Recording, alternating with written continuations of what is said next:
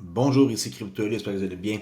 Aujourd'hui, avant de voir le sujet du jour, on va aller voir la réponse à la question d'hier par rapport à combien j'ai payé pour tous ces sacs de bonbons-là.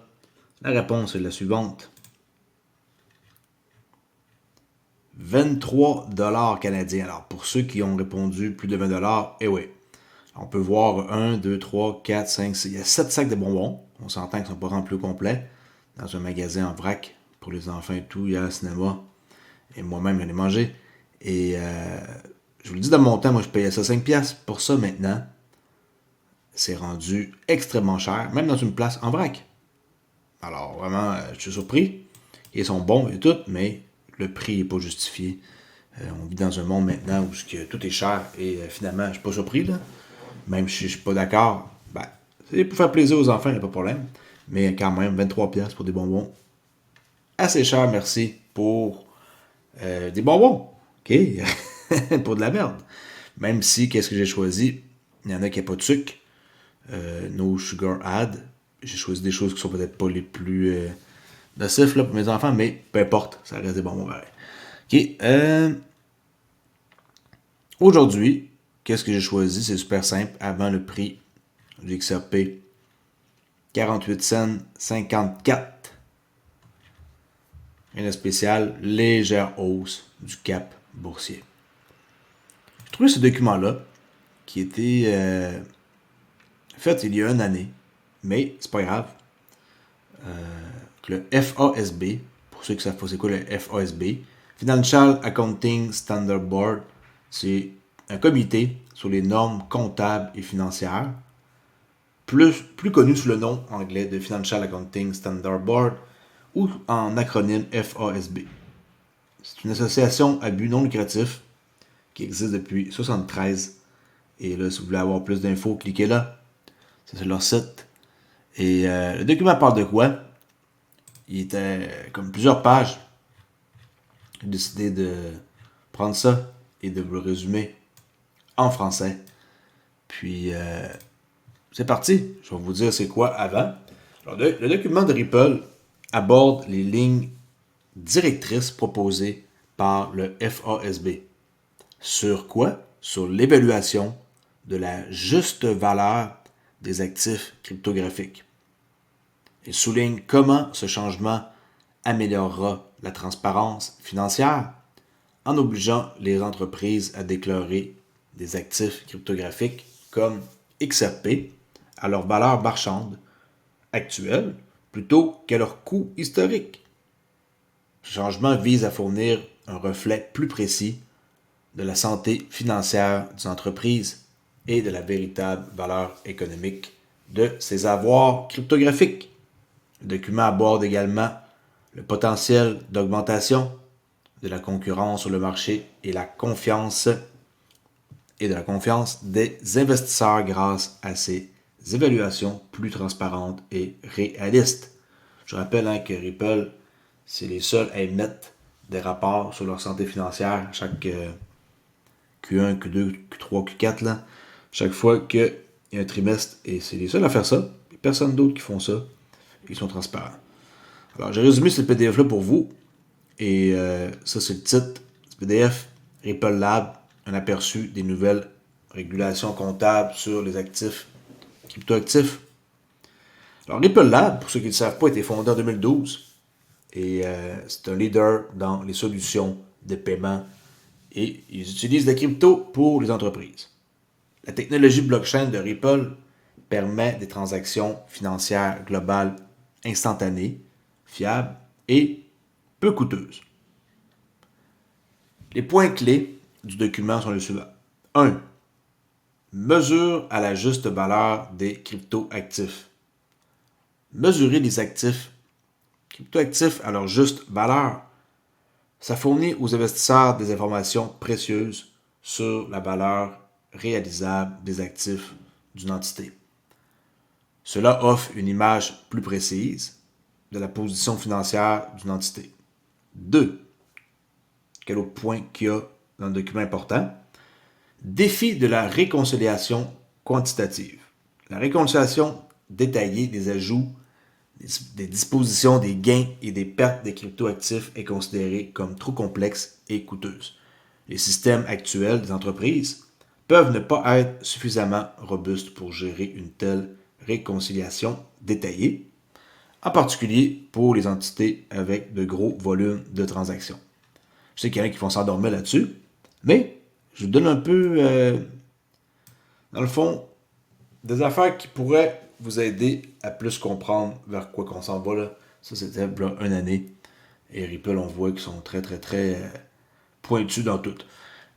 Alors, disclosure qualitative. Qu'est-ce que c'est? Bon, Ripple, il propose que des descriptions qualitatives des activités génératrices des cryptoactifs soient suffisantes pour informer les utilisateurs des états financiers. Les informations qualitatives sont jugées plus utiles que des réconciliations quantitatives détaillées qui peuvent ne pas ajouter une valeur significative. 4. Portée des amendements proposés. Les critères de portée doivent se baser sur l'historique des transactions des cryptoactifs plutôt que sur le statut du détenteur et ses relations avec d'autres entités. Une exclusion généralisée des émetteurs ou créateurs de cryptoactifs pourrait entraîner des pratiques comptables divergentes et ne pas refléter les activités économiques sous-jacentes. Avantages et coûts.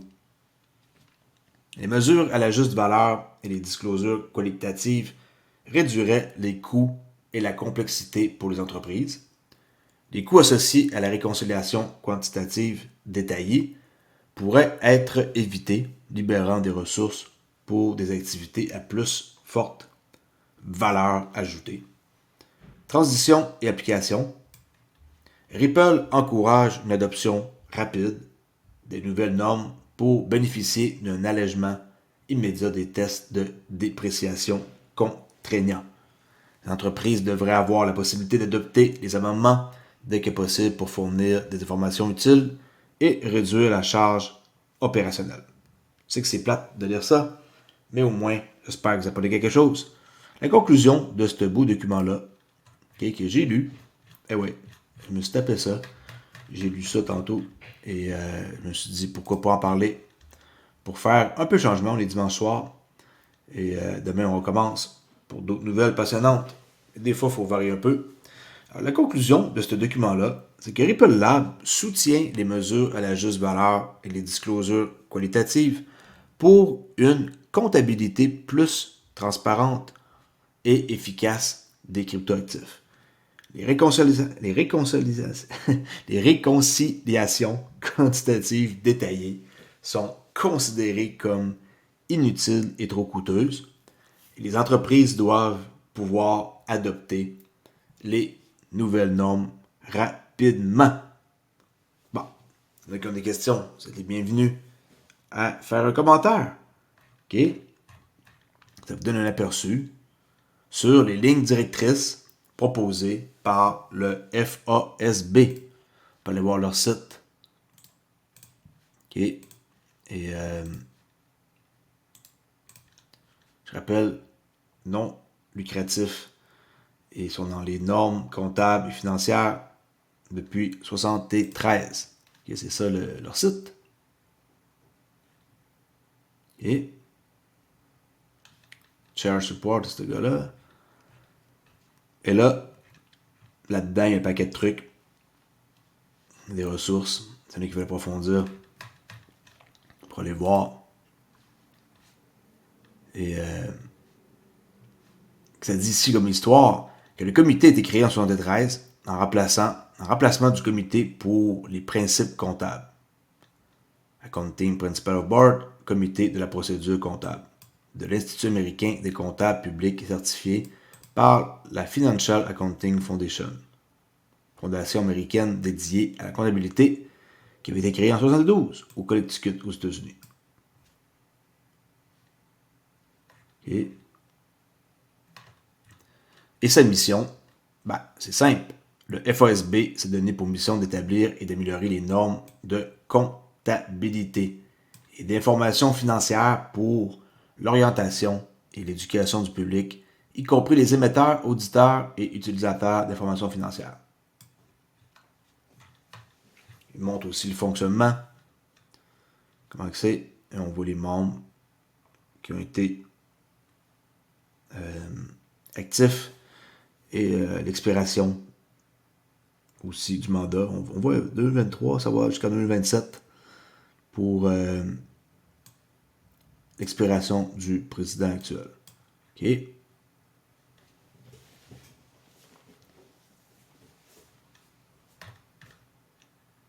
Quelque chose de nouveau sûrement que vous avez appris, j'espère.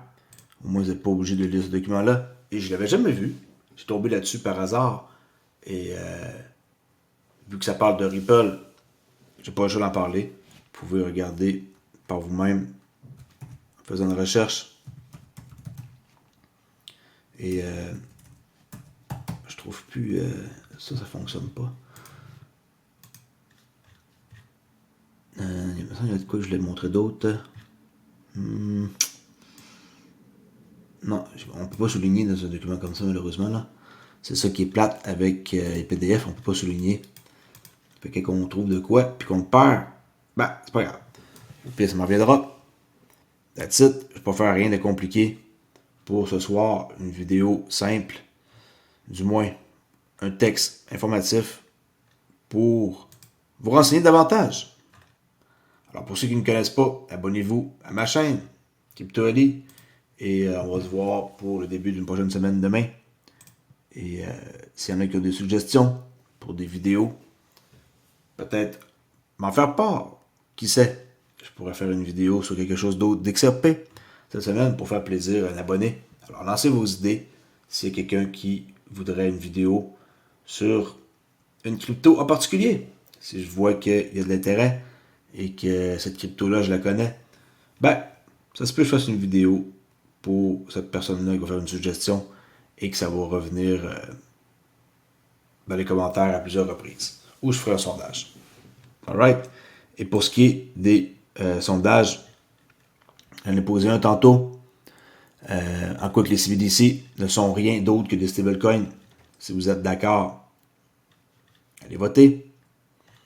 Et je suis un peu surpris que les gens ont voté 13% faux, en quoi que le RLUSD, qui est le stablecoin que Ripple vont émettre, ben, que le lancement est prévu pour cette année, il y en a qui ont voté non.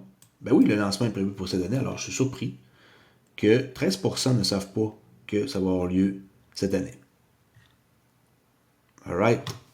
Alors, allez faire un tour et j'essaie de vous mettre le plus au courant sur XRP, qui est une crypto hors du commun, ma parole. Et je tiens aussi au courant de la SEC. Qu'est-ce qui va se passer? On le sait, demandait 2 milliards. Ça a changé pour 102. Ripple voulait 10. Les demande 102,6. Méchante différence entre 2 milliards et 102. Qu'est-ce qui va se passer? On suit ça, puis je vous informe aussitôt que j'ai plus de nouvelles. Merci, ciao, à demain.